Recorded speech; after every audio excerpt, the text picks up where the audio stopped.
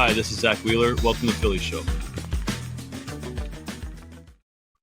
Ruben Amaro Jr., Jim Salisbury, Todd Zolecki. It's the Phillies Show. It's Wednesday, April 30th, 2025. We survived Tuesday night's bananas ball game at Citizens Bank Park. Bananas. I mean, I don't know how you describe it. It was absolutely insane. How are you guys doing today? Tired. I'm tired, but I'm going to apologize in advance. It's been a rough allergy season, as it always is for me. But, it's been the pollen's unbelievable. I went out golfing yesterday late, man, and I was sneezing. I don't even have allergies. No, I got all by myself. I'm the world's third largest mucus producing nation. So today is really going to be a tough one for me. It is a tough one, so I apologize. Okay, mucus boy. Your angle boy, your mucus boy. Mucus boy, he does everything.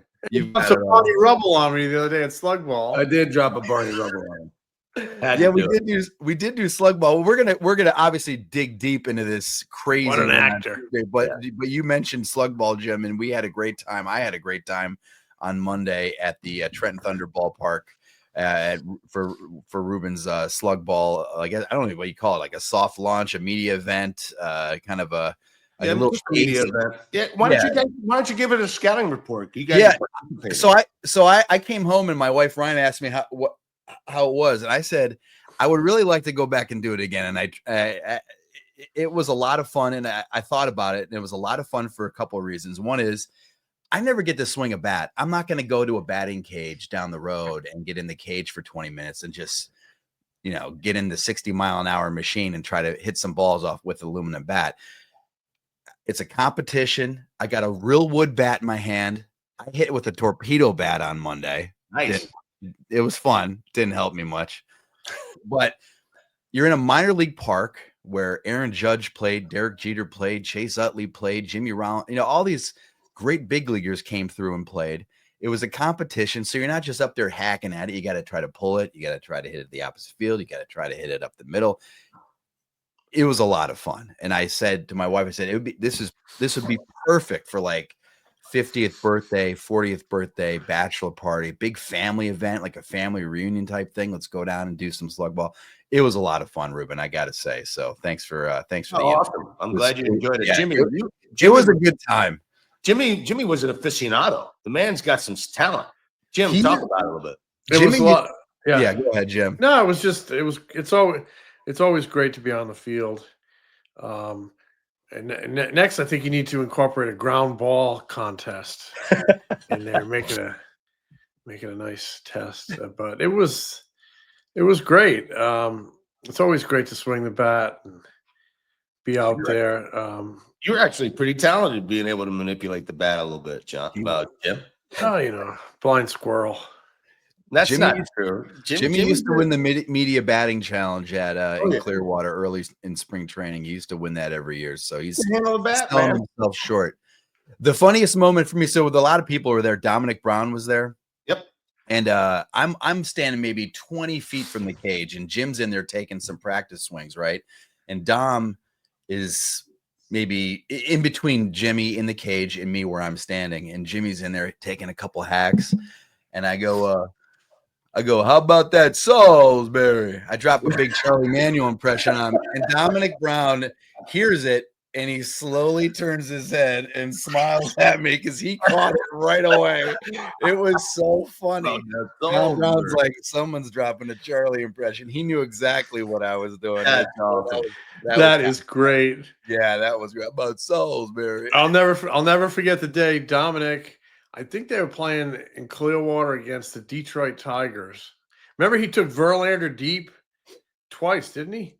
But, yeah, in the spring training. Yeah, in spring training. But I'll never forget that. And he that threw same one up and in on him, and he turned on it, hit a home run to right. It was pretty impressive. Pretty beautiful. And I think that was also the spring. Didn't he break the hook of his hamate bone? Oh, yeah, that spring. Mm-hmm. And I remember we poked our head into Charlie's office to get a medical report back when you could do those type of things. and Charlie goes, Dominic broke his ham bone. Remember that? Ham bone. Yeah, I do. It's So like I actually wanted to say a couple of things about the slug ball. We have several events coming up, and we've actually talked to some major universities now for possible like alumni. Instead of them playing like alumni games, they can do a slug ball thing. That's something that we've been talking to some major colleges around the area about as well. We have some stuff coming up in different facilities. One at the Columbus Clippers, one in Staten Island, another one or two that'll happen in Trenton during the course of the summer at some point.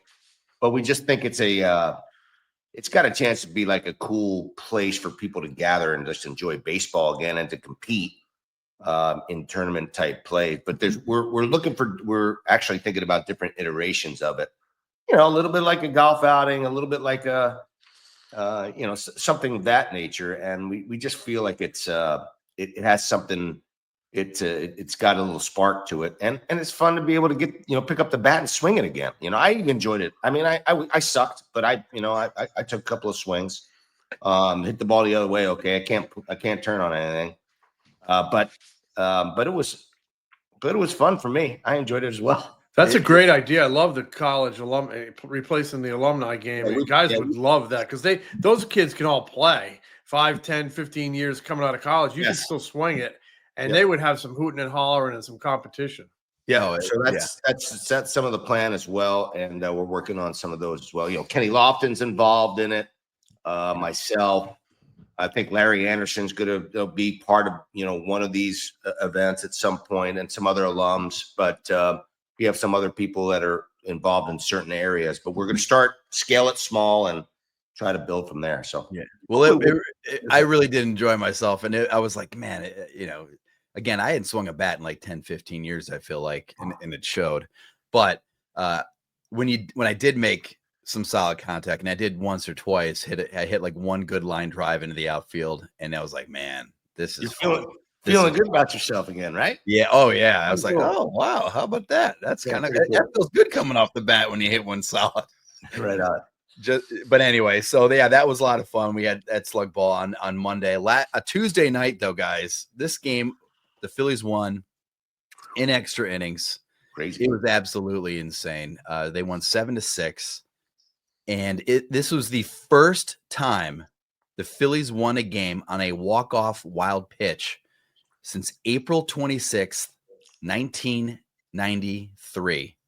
Oh, my goodness. Yeah, April 26th, 1993. I looked this up, and it was Juan Bell scoring on a wild pitch by Gino Munatelli of the San Francisco Giants. No way. At Veterans Stadium. Yes. Juan Bell scored on a wild pitch. That was the last time it happened. Then last night, Bryson Stott scores on a wild pitch, gets his hand stepped on. His hand is okay. But just absolute insanity. Jim, you were there till the bitter end. What was that like? I'm not necessarily a better man for it either. There were times when that thing was painful to watch. I mean, it was. There was some highs and there was some lows, and ultimately they walked off with smiles and handshakes. But man, getting there was a trip through the meat grinder. The highs. They just haven't hit home runs. They haven't really slugged, and they get a couple home runs. Turner actually swings the bat really good, really well. RBI double. Rojas hits a home run. Schwarber hits an early home run.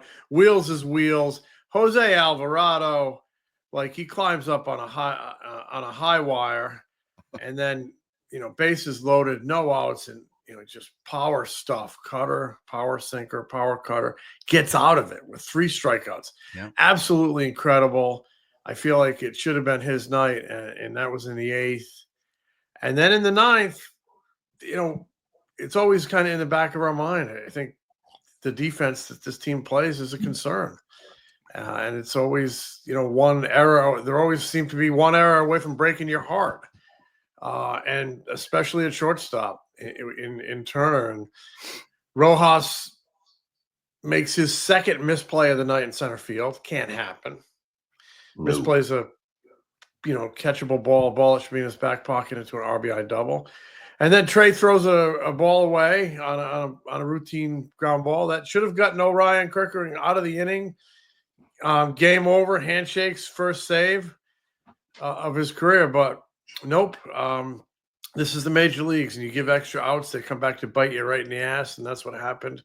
Nathaniel Lowe, 3-run home run. The life goes out of the ballpark.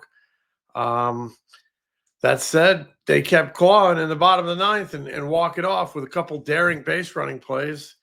The sacrifice fly with Bohm coming home, the wild pitch with Stott coming home, and they pull off a really good win on a opening night of a 6-game homestand. But driving home, I just couldn't stop thinking about the defense and how I feel like it at some point it's going to break your heart. And Turner is a major concern at shortstop. His first 2 years in Philadelphia, 40 errors at shortstop. Right. And last night he threw away 2 balls. Only one of them was scored an error. He drops down, he slings it, and it gets away from him. You just hope it doesn't, like I said, bite you in the ass at the absolute wrong time. And you can't get these thoughts out of your head that it might just happen, because that's how much of an issue it has become at shortstop in the middle of the diamond. The most important, to me, the most other than catcher, and middle of the field. It's such an important defensive position. It's where you typically put your best defender, and he's not their best defender. Yeah, what's scary about it a little bit, and he had been working hard at it all spring long. Last spring, he's been struggling with his throws and struggling at the position at times. But the thing overall for me about that game, it showed their flaws, and it also showed some of their pluses and their minuses. One, the flaws in the middle of the field defensively, not Stott. Stott's outstanding. And JT's really, really good behind the plate. But when you have you mentioned it, Jim, the guys in the middle of the field are supposed to be your best defenders. And when they don't play well, it really can affect the outcomes of the games. Fortunately for the Phillies, they showed enough resilience that they put themselves in a position to be able to win it, even though that they basically coughed it up. And it also takes away from the brilliance of what Wheeler was all about yesterday. Yeah. He really pitched well again. Doesn't get a win out of it. Should get a win out of it. But it also talks speaks a little bit to the bullpen. Like Ryan Kirkering, okay, he should have been out of the inning. I get it. The defense let him down, but you got to be able to pitch over that kind of stuff and make your pitches. And he ended up, spinning one of those breaking balls. I was questioning like the choice. The pitch prior, he had just swung at a fastball up out of the zone. I just felt like if you're going to get beat away.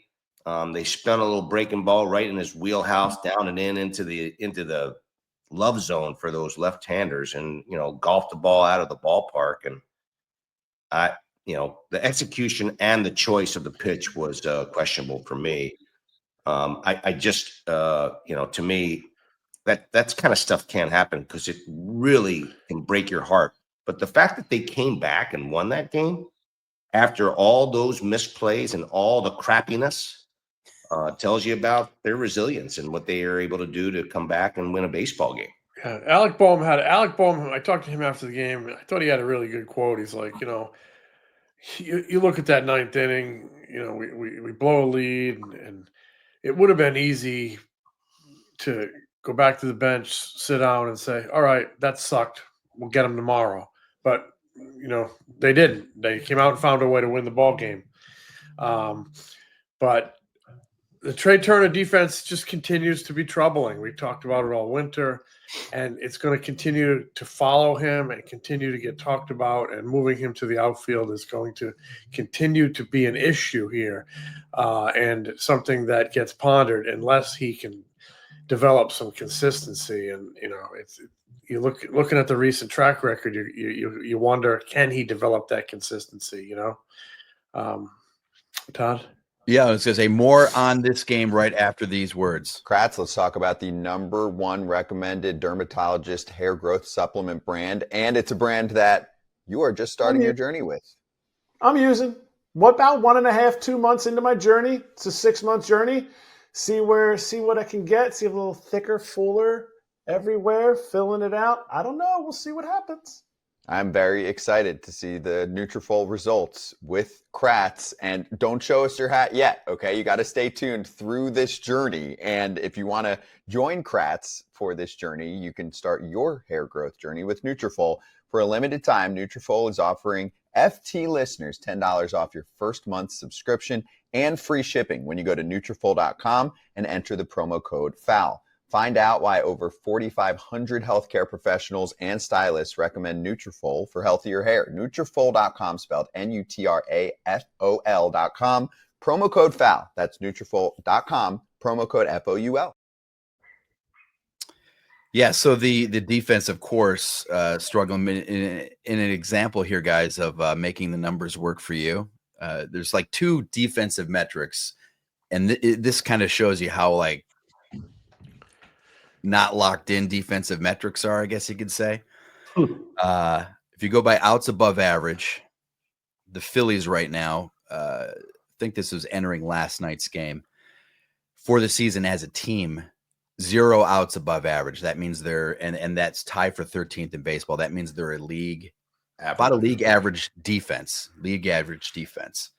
If you go by defensive runs saved, which is on Fangraphs, they are -15 defensive runs saved, which is 28th in baseball. So if you're a optimist, you go, well, the Phillies are about a league average defense.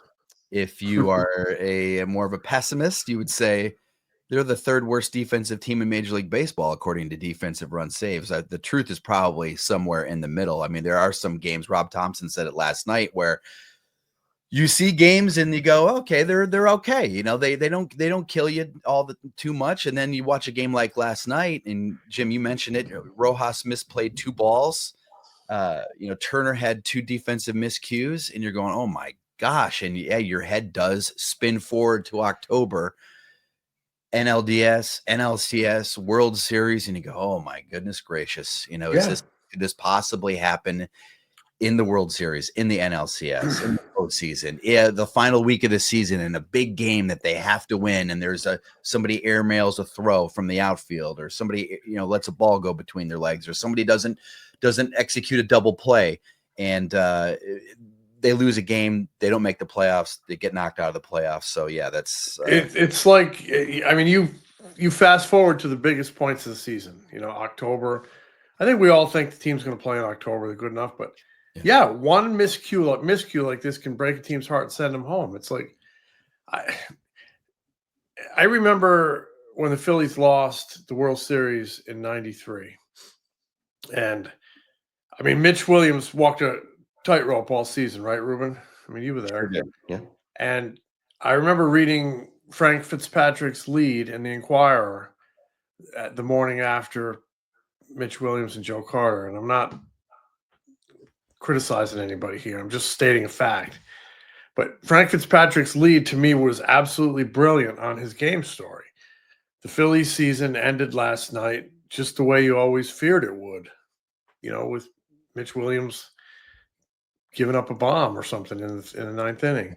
Ended the way you always feared it would, with Mitch Williams walking off the mound and the game lost. I mean, that was kind of always in the back of your mind that was going to bite you at the wrong time. And Turner's defense up the middle now is, I think, in the back of people's minds that it's going to bite you. It's like Ruben always talks about, and this Dallas Green had that great expression about, Jimmy Rollins is a 2-out shortstop, meaning when that ball is hit to Jimmy Rollins, it's in his back pocket. It's the 3rd out of the inning, walking off the diamond.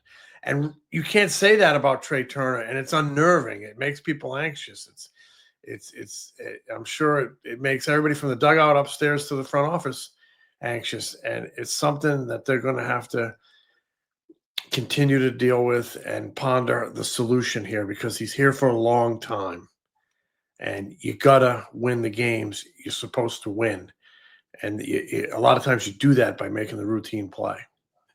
Yeah, and sadly, I mean, he's won rings playing at that position. And so it's not like he cannot, you cannot necessarily win with him, but the way that he's playing, the inconsistency, makes it a little difficult. And he works at it. He does a lot of things to try to get himself to the point where he's more consistent. But it's, at times it becomes a struggle. And that's the last thing you want to have happen as a team, is to have the defense let you down, because that's a little bit like, losing a game late in the game. This has the same sort of effect on the team, like it's an exhale, like, oh my goodness. And so you don't want to have that happen, consistently. So we'll see what happens over the course of the season, whether that improves as they go, or if they make a change. And I can't imagine that they'd make a change in the middle of the season that drastic, unless it really becomes a glaring problem. I just can't imagine that he would move off that position. No, I don't see a change during the season. I think it's too drastic of a change to make it during the season. He has seemingly played better. I know he works his ass off. I see him in Clearwater. He mentioned last night he feels like he's improved.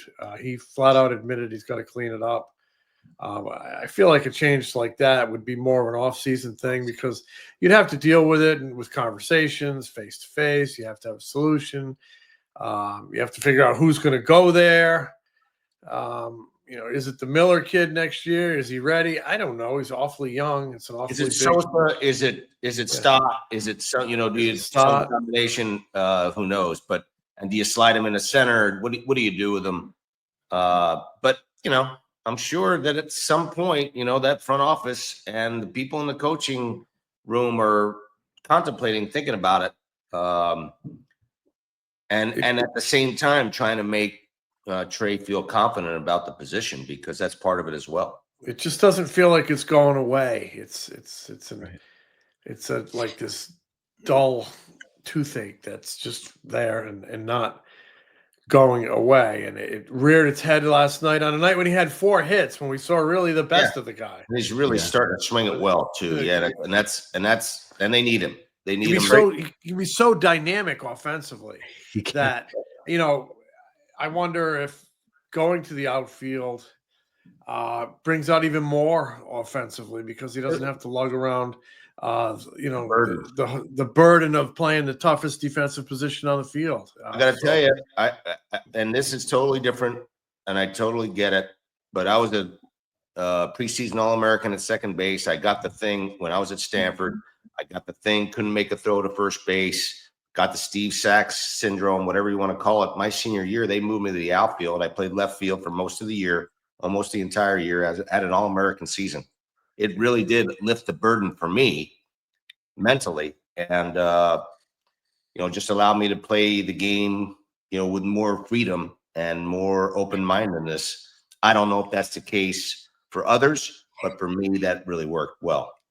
Trey in his last 9 games is batting .421 with a .950 OPS, so he's been swinging the bat pretty well. But Jim, Jim, you mentioned at the top of the show how after Alvarado got out of that 8th inning, you're going, that's the story of the night, right? So I always think, I'm sitting at home watching the game, and I'm going, that's probably who I'm taking a run at in the clubhouse, Jose Alvarado. He strikes out Josh Bell swinging on a cutter. He strikes out Dylan Cruz swinging on a cutter. He strikes out Alex Call swinging on a cutter, and he has a great reaction coming off the mound. He is fired up again. Bases loaded, outs. A couple defensive, one miscue there by Trey kind of loads the bases with nobody out, and that was the first time. Here's another great little trivia question. First time since July 7th, 1968, that a Phillies pitcher struck out 3 straight batters with the bases loaded in the 8th inning or later. Dick Hall did it against the Mets. Oh, Dickie Hall? Old Dickie Hall. Everybody remembers Dick Hall.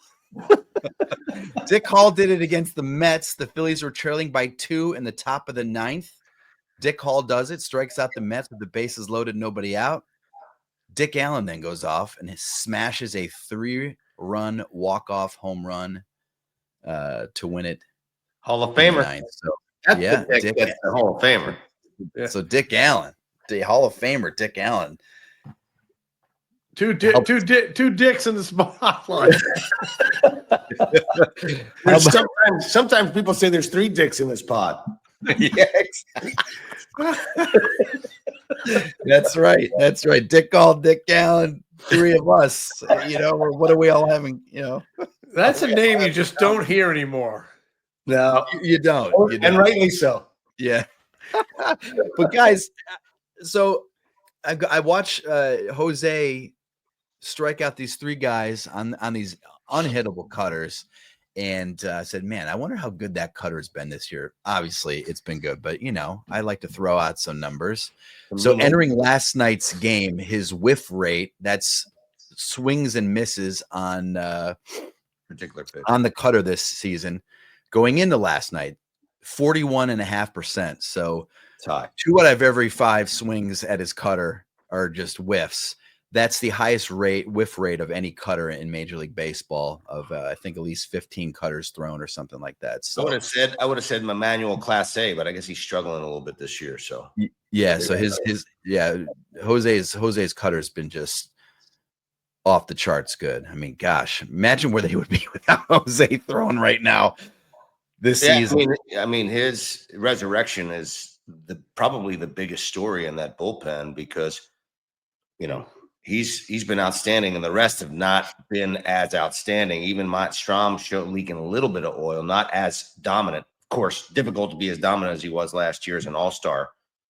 I was kind of curious, what was the story on Romano being available yesterday on Tuesday night? That's a good question. He was up in the pen. Yeah, I was just kind of surprised after the way he threw the ball in Chicago in his last outing that they may not go to him. I did try to get Orion through it, Orion Kirkring through that 9th inning, and he it looks like he's got on the depth chart right now. It's got Kirkring over Romano, but that might change. It might have been a matchup thing, but he was up for the 10th. Okay, if there was indeed a 10th. So Kirkering, 5.56 ERA, but in his last 5 appearances, he allowed 9 runs in 4 1/3 innings, 12.46 ERA in his last five appearances, 8 hits, 2 home runs, 3 walks, 4 strikeouts, just making the wrong, the wrong pitch at the wrong time. I believe he shook off JT before that 3-run homer on that pitch. I believe he did. I know Zach, Zach is such a hyper. He shook JT on the home run. He did. And I was watching the post game, and this is why one of the reasons why I love Zach is Zach brought it up on his own. He didn't even need to be asked about it. He's like, I was going pretty good until I shook off JT on that one pitch. That's right. And he tried to throw a fastball in. He was going for that front door sinker, and it sank right into his barrel, right into the bat path, and just barreled it. So that was that's why I like watching Zach, or love talking to Zach. He's gonna give you the honest answer, baby. Yeah, he did. And so then in the 9th inning, real quick, I want to mention how they keep it alive. Alec Boehm hits that leadoff single to right field. He gets to third base. He scores on a sac fly to shallow right field. Johan Rojas gets one, puts the bat on the ball, gets it to shallow right field. Dusty Wathan, what I thought was just a crazy gutsy call on Dusty Wathan's part, right? Because Alec is not the fleetest of foot. It's shallow right field. Dylan Cruz has a good arm. These are all things that Dusty knows, and he sends them. And because you got to make the perfect throw, you got to make the perfect catch, and you can't. Who knows what happens on that play? Boom, misses, whiffs on the throw to the plate. Alec Boehm scores. Alec Boehm's sprint speed, 28.3 feet per second, as he has moved all season. So he was flying down the third base line. and scores. You broke up. That what you said. You broke up. That was the fastest he's moved all season? That was the fastest that was the fastest he has run all season. 28.3 sprint feet per second sprint speed. And a good throw probably gets him there, but the throw is up the line. It's a gamble you have to take. And Right. good job by all. Yeah, and then Scott advances to third base on a throw. Yes. Right?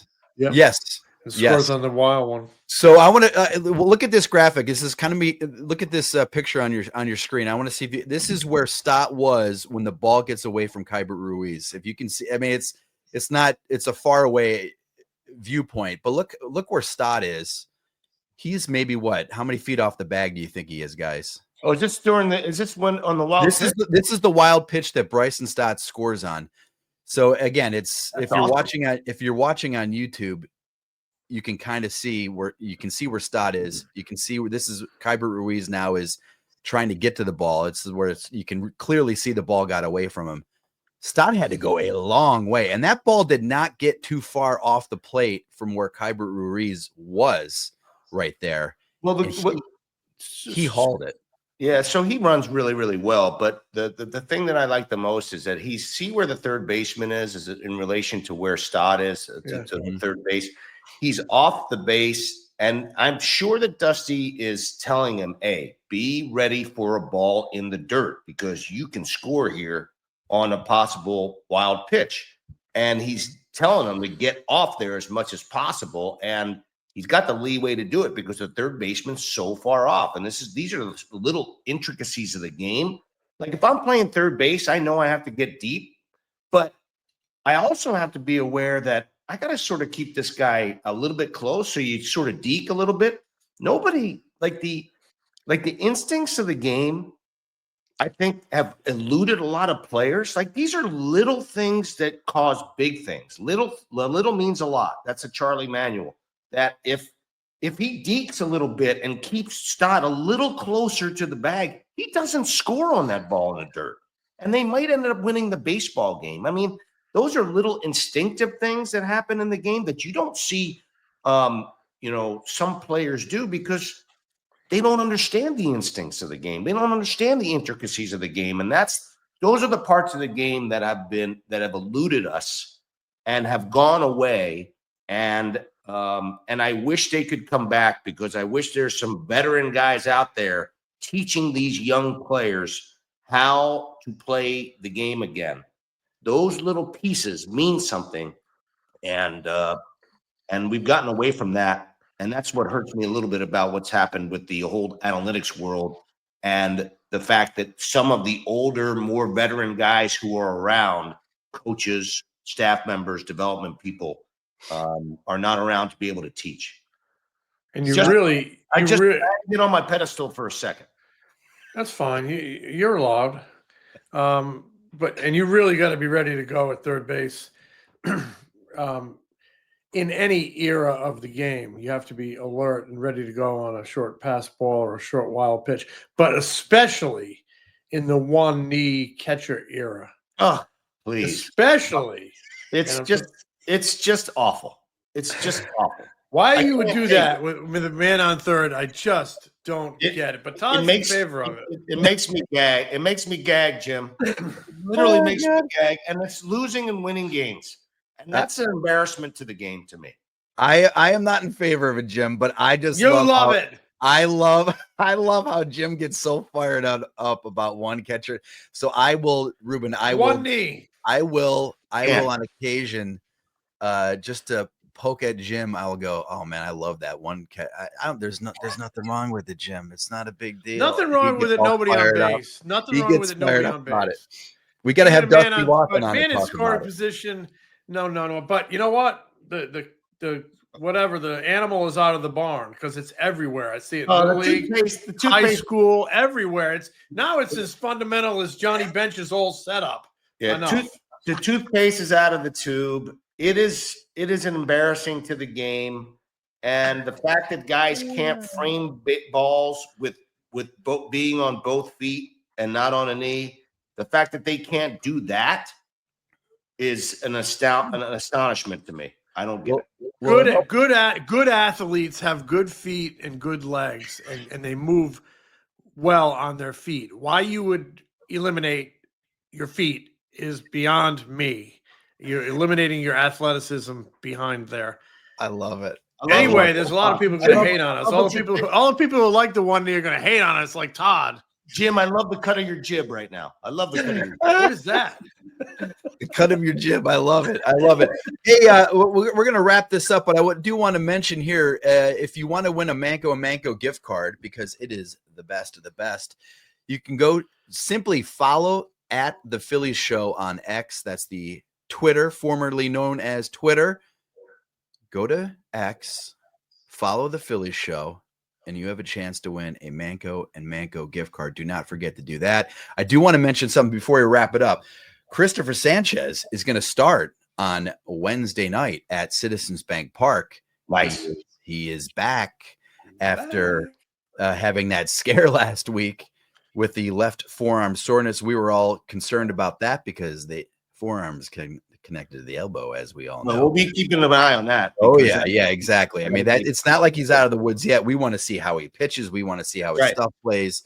We want to see him. You know, you got to see, the proof is in the pudding. So, but all signs so far are up on Christopher Sanchez. Taijuan Walker is going to start, I guess, on Thursday night against the Nationals. Now, Ranger Suarez is going to throw a bullpen on Wednesday at Citizens Bank Park. They're going to decide what to do after that. His next start could be Friday or Saturday, no? Yeah, maybe. Yeah, Friday or Saturday, maybe for the Phillies. I guess they could have him make another rehab start. I don't. I would be surprised, I guess, if they would do that. Rob Thompson was asked yesterday before the game, do you think there's a chance they could do a 6-man rotation? He said possibly. I don't think that's going to happen. I would personally bet against it. You know, one of the reasons is that now you're going to have a 7-man bullpen.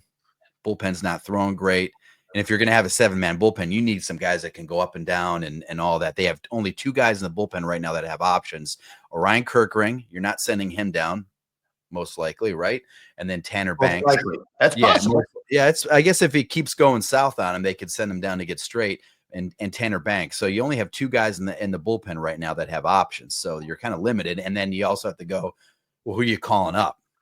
You know, Max Lazar is down there. They just converted Seth Johnson into a reliever. Seth Johnson might be a possibility. They've got him out there in the bullpen now, as we've somebody astutely pointed out. Yes. So, you know, but he's got to throw strikes. I don't think he threw strikes in his first outing. Got to throw strikes. Can't come out of the pen and throw balls. Can't do it. He'd walked a few guys, struck out a few guys in his first couple appearances. So I wanted to mention those things. Whew. That was a lot, man. A lot of craziness happened on Tuesday night at the ballpark. Right. What will Wednesday and Thursday bring? We'll be back though. Yeah, we'll be back on Friday to kind of wrap up the national series and then preview a big series, fun series this weekend against the Arizona Diamondbacks and Corbin Carroll, who just going nuts. That guy's a stud. So what a player. Yeah, guys, that was fun. Talk to you later. Smell you later, boys. Smell you, Jim. The Philly Show is brought to you by the Foul Territory Network. Subscribe to The Philly Show on YouTube and wherever you get your podcasts. If you like us, give us a review. Follow us on Instagram, TikTok, X, Facebook, and Threads. Find Ruben's analysis before, during, and after Phillies games on NBC Sports Philadelphia, on the Sports Radio 94 WIP Morning Show, and MLB Network. Find Jim at allphly.com. Find me at MLB.com, the Phillies Beat newsletter, and MLB Network.